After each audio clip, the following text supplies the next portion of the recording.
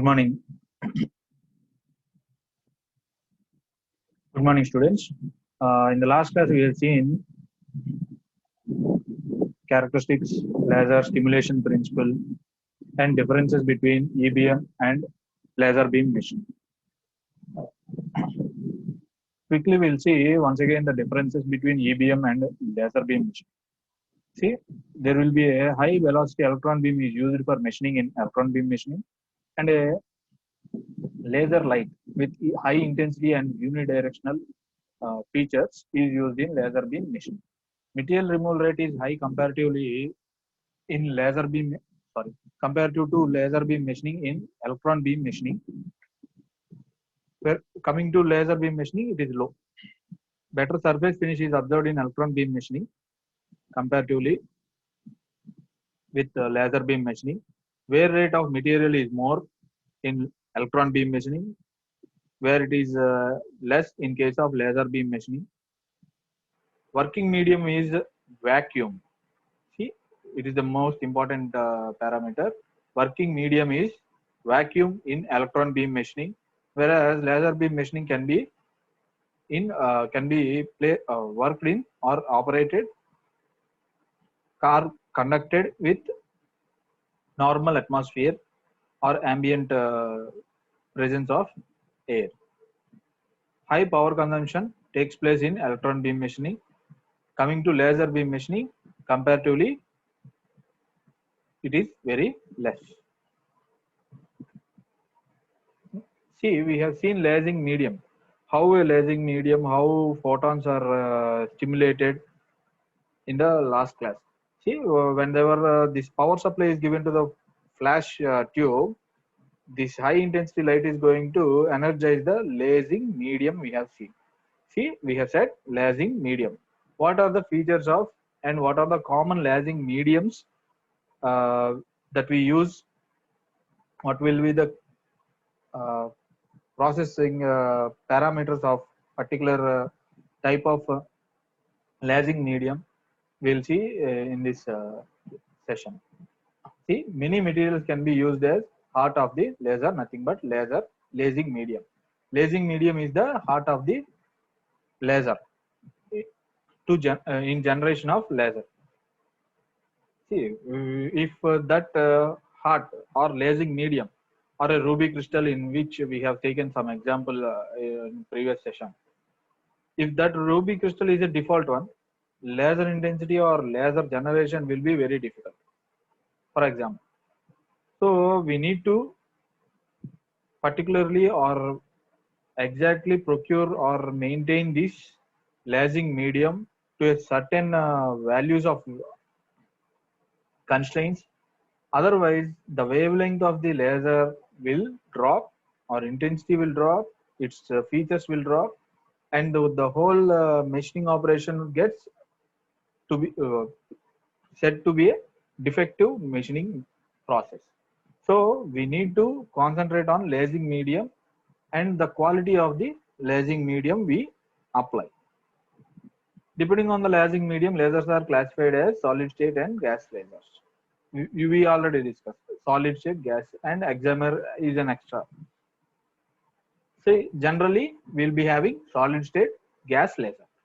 Solid state gas lasers are commonly of the following type: ruby crystal, ruby, which is a chromium alumina alloy having a wavelength of 0.7 mu micrometers, right? See, ruby is a combination of two different materials. What are they? Chromium and aluminum. So the atoms which are getting energized are chromium and aluminum alloy atoms. See, we have seen a disadvantage. We are not going to uh, process the aluminum and copper alloys, right? But we can use it as a lasing medium here. We can use it as a lasing medium here because we have said because it has high reflectivity property, we are not able to use it or control the machining of aluminum alloys by laser. But we can use that high reflectivity to generate lasers. Okay, that is the best feature of aluminum alloy. which in combination with by combining or alloying with chromium element, chromium atoms, chromium material. By this combination we are generally call as ruby crystals. Okay, this is an artificially made crystal, not natural crystal. So the wavelength which the solid state laser generated by ruby crystal must will be possessing is 0.7 micrometer. Similarly, glass lasers have 1.64 micrometer. YAG lasers have, see, it is also one kind of gas laser. It has the wavelength of 1.06 micrometer. These solid state lasers are generally used in material processing. The generally used gas lasers are helium neon combination, argon gas, CO2 gas.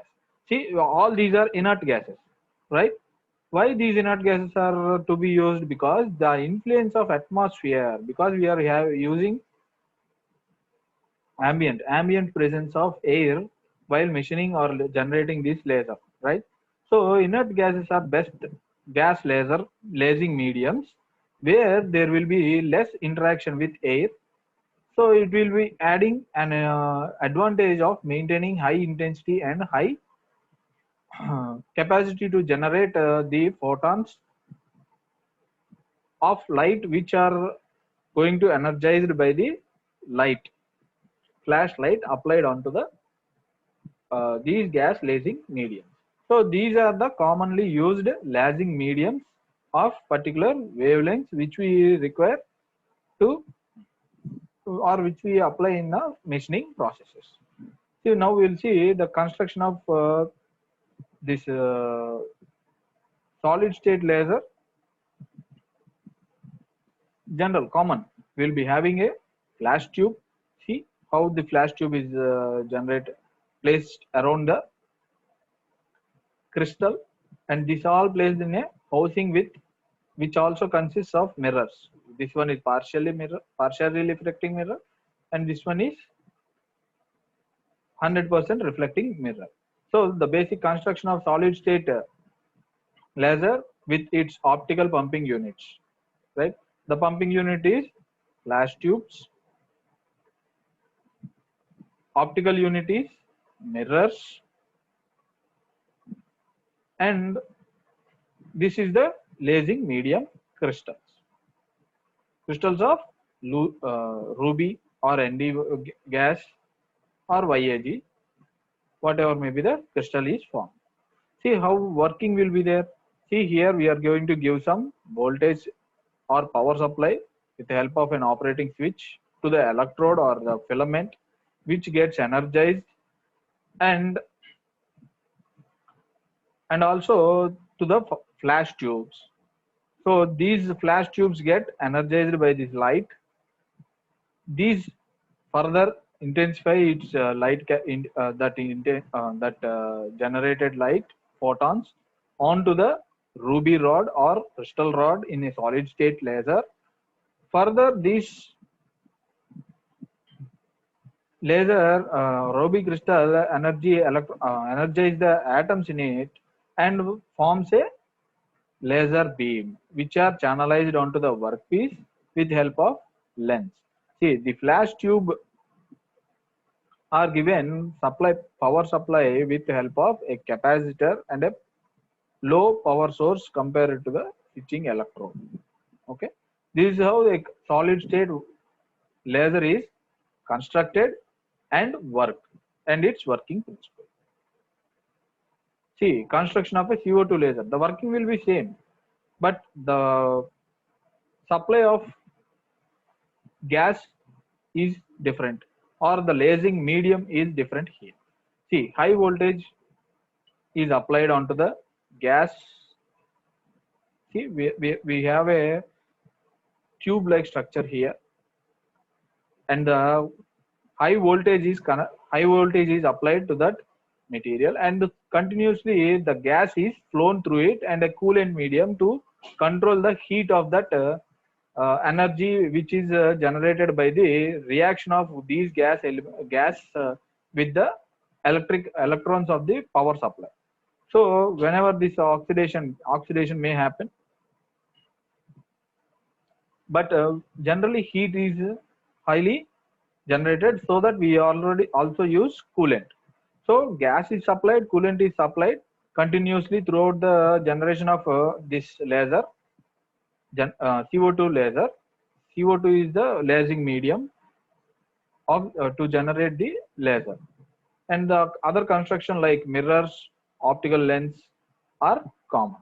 This is the construction of CO2 laser. See, capability and capability and process characteristics of different lasers. See, this is you can see where this where at what application, for what application, and what type of laser is used here. We can see. See, for large holes up to 1.5 mm diameter, ruby crystals or solid state crystals are used. Large holes, tappend, tripend, those also can be machined by solid and gas, CO2 gas lasers. Small holes of less than diameter of 0.25 mm diameter. So solid state lasers. Drilling, solid state. So generally we can say solid state lasers are normally used for heavy machinery or heavy manufacturing operations. Next, coming to thick cutting gas laser. Thin slitting of material. Slitting is nothing but separating. We can use solid state again. Thin slitting of plastics, we can use CO2 lasers. So comparatively medium. And coming to the plastics, metals, organics, non-metal, ceramics, these can be particularly, plastics can be particularly machined by CO2 gas laser. Metals by ruby or so we can say solid state lasers. Organics or non-metals will be pulsed gas lasers, CO2 gas lasers. Ceramics by solid and gas lasers. In solid it will be NdYAG pulsed CO2. See, next in this section we can see what will be the compositions of different different lasing materials and different parameters of the or capabilities of each one. See, type, first we will see ruby, it is a solid state one. Composition will be of Al3O2 0.03 to 0.7% of Nd in Al3O2. And next, wavelength of radiation will be around 0.69 μm. Beam mode can be continuous wave or pulsed wave. As per the requirement, we can control. Spot size will be 0.015 mm. Pulse repetition rate. This is one of the capacity which defines the intensity of lasing media or laser. It will be 1 to 10 pp's. Beam output, it will be 10 to 100 watts. Peak power will be 200 kilowatts. Similarly, for NdYAG, it is a solid state. 1% Nd doped yttrium aluminum granite, 1.0604 μm, 2% efficiency, pulsed or continuous wave, 0.015 mm, and the PP pulse repetition rate will be 1 to 300, or it will be a continuous one, and the range is peak power will be 400 kilowatt. Similarly to glass, Nd doped glass lasing medium, it is a solid state. 2 to 6% of Nd is in glass is doped. Its wavelength also similar to the NdYAG, 1.064 μm. 2% of efficiency it has. Pulsed, it will be available in the pulsed mode only. Spot size will be 0.025 mm, and this is 1 to 3 pps, and peak power will be 100 kilowatts. Coming to the gas, anything, it can be individual or a combination, 3:8:4%. If the composition is considered, Then wavelength will be 10.6 mu m. Efficiency will be 10 to 15%. Beam mode is available in pulsed or continuous wave form. Spot size that it can machine is up to 0.075 mm. It will be a continuous wave only, and peak power required is 100 kilowatts. So these are the features of different lasing mediums that can generate the lasers of required intensity.